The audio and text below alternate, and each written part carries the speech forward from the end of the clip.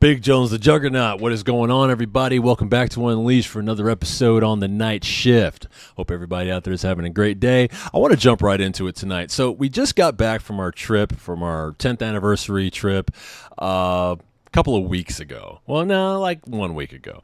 But I want to, I can't believe I keep talking about this. It keeps coming up. I guess I don't know how prevalent this is in society, but I think we got clocked by some swingers on our trip. So I don't know. And my wife and I are kind of at odds on this one. I say that they were swingers. She says no. But the other day she kind of she went outside for a break. She works from home. She went outside for a break and she came back in and just out of nowhere, like we talked about this like 2 days ago, out of nowhere, she's like, I think you might have something there, actually, because I gave her all these instances where I thought they were swingers.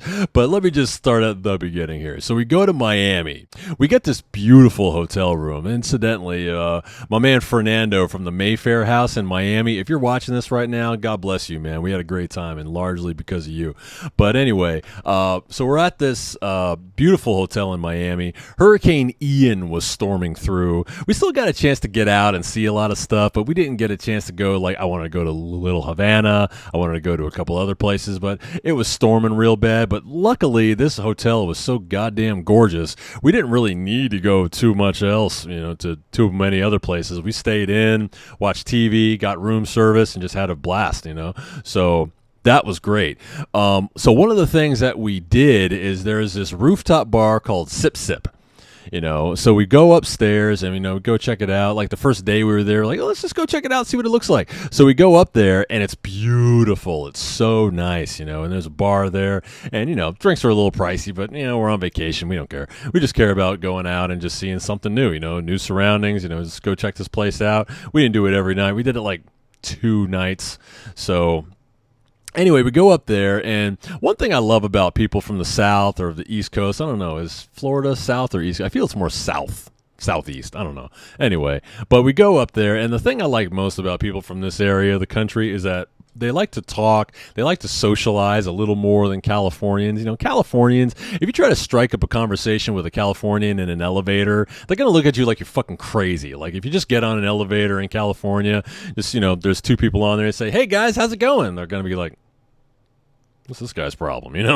We're just not the friendliest people in the world, but people from Florida are super friendly. As soon as we got in there, everybody's, hey, how you doing? Where you guys from? Blah, blah, blah. So, we're having a great time. People are really sweet and nice. So anyway, we get to this rooftop bar.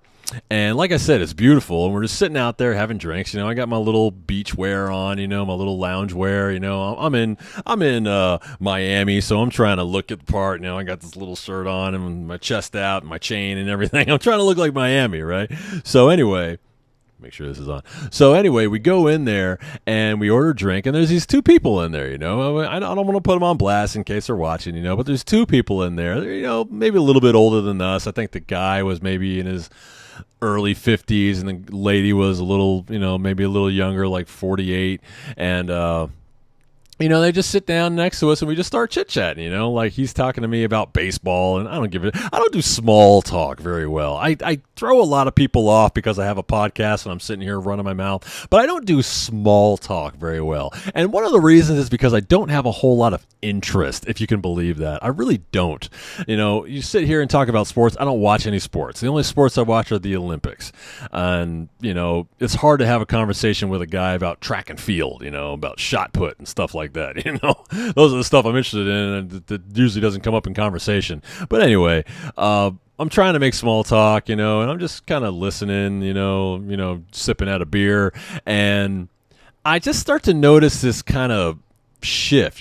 Now the lady is kind of talking to me, although she was doing most of the talking, but the lady was kind of talking to me. I'm trying to give you guys a scenario here, so I want your opinion on this. The lady starts talking to me. She's talking to everybody, but she's looking at me. So I'm trying to, just, oh, okay, oh, that's interesting, oh, wow, oh, yeah, and then what happened? I'm just trying to be engaging, trying to be polite, and anyway, so we're talking, drinks run dry. I'm like, hey, you guys bought the last round, the next round's on me. So I get up. Now, if there's 2 couples, 2 guys and 2 girls, and a guy stands up and says, hey, I'm going to get us around, wouldn't the guy normally get up and say, "Oh, I'll help you"? That's 4 drinks. If you're going to go to the bar and bring back 4 drinks, you'd probably need some help. So usually the guy would get up and say, or at least that's what I would do. I would get up and say, "Oh yeah, let me give you a hand." No, the lady comes with me. She follows me to the bar, and she's still talking. Now it's quite apparent that she's talking just to me, because we're a good 50, 60 feet up to the bar from where we were sitting. So she's just talking to me, and she's just, the space is, she's kind of close. She was, from Miami, and, I know they're kind of, they're super social. She was Latin also, so, I know we Latin folk, we like to get up in your face when we talk to you, but, it just felt, I don't know, a little rapey, I guess. I don't know. Maybe that's not the right word. Don't quote me. But anyway, she was just right on me when she was talking to me. She was like right on top of me. I mean, her boob was kind of grazing the back of my hand, I'm like, wow, she really wants me to hear what she's saying, Anyway, we come back with the drinks, and it's just, it's like, we're paired off. They were very strategic in that. Like, she's sitting right next to me, and her husband is sitting right next to my wife. And it's just, anyway, we finish up having drinks and say, "Okay, guys, well, we're going to go back. We'll see you around," and they say, "Hey, listen, we're going to be back out here tomorrow. We come out here usually around happy hour. So if you guys want to come back out here, the next round's on us." And we're like, "Okay, cool, man. Yeah, maybe we'll see you." And I left that night thinking, like, well, I think those guys are DTF, man. Like, oh my God. So I didn't mention it that night, but not that next day, but the day after, I said, "Hey, baby, you want to go back up to the?" I'd almost forgotten about it. I said, "Hey, baby, you want to go back up to that rooftop bar and grab a drink before bed?" She said, "Yeah, let's go." So it's like 7, 8 o'clock. It's like, I think it was after happy hour, but we went up there and we got just again, we got a drink and a little snack, and there they are again, and we're already seated. They spot us, and they come and they sit and they disperse themselves again. She sits right next to me, and he sits right next to her.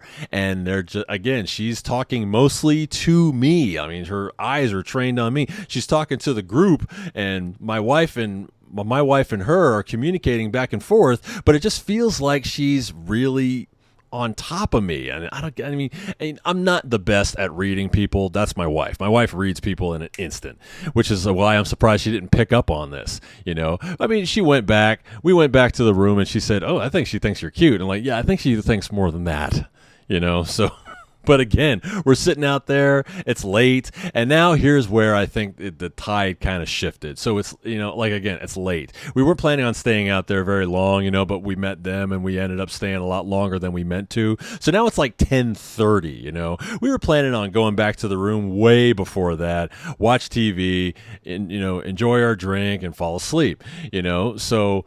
But then she's like, hey, but then not her, but her husband says, "Hey, what kind of room do you guys have?" And we said, "Oh, well, we have this corner suite."